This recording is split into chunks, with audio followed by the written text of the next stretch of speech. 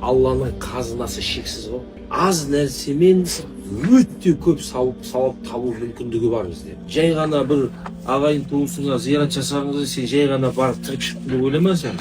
Өйткені ағайын туыспен байланыс құру өміріңді ұзартады, соны ниет ет. Ағайын туысыңа бару, ол сенің өміріңе береке береді.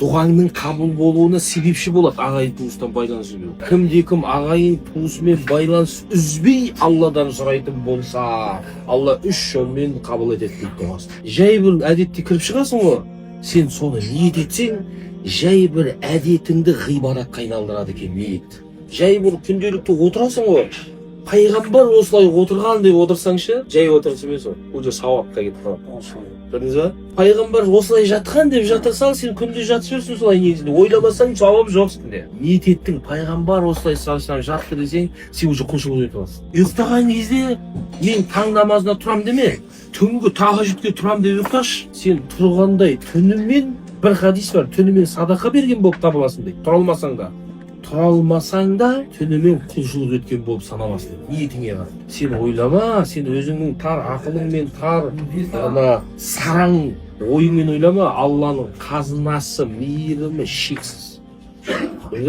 Ниетің тек шынайы болсын.